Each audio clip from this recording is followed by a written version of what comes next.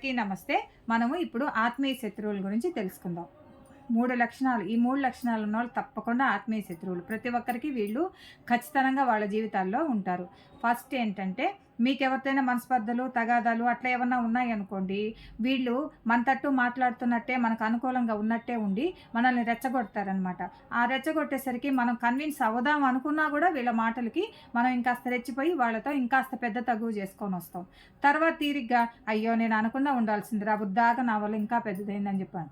మనమేమంటాం తెలుసా? అదేం కాదులేరా, నువ్వు చెప్పింది వాస్తవమే అని అంటాం. కానీ ఇక్కడ వాళ్ళే గెలుస్తారనమాట.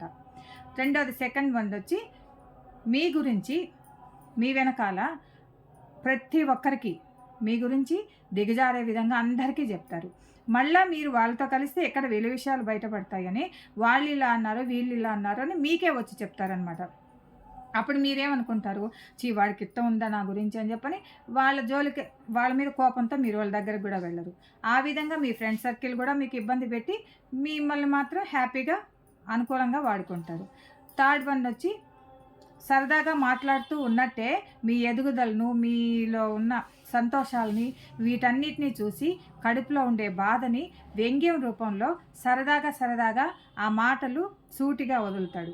మళ్ళా మనం ఏదైనా ఇదేంద్ర ఇట్ట అన్నాం అనుకో, సరదాగా అంటే అదేంద్ర అట్ట అనుకుంటావు అని చెప్పనేసి అనేస్తారు. ఇలాంటి వాళ్ళని మనము వదులుచుకోలేము, ఉంచుకోలేము. ఇది చాలా క్లిష్టమైన సమస్య. సో, మీ చుట్టూ ఎవరైనా అలా ఉన్నారేమో మీ సర్కిల్‌లో, ఒకసారి చూసుకోండి. Thank you for watching.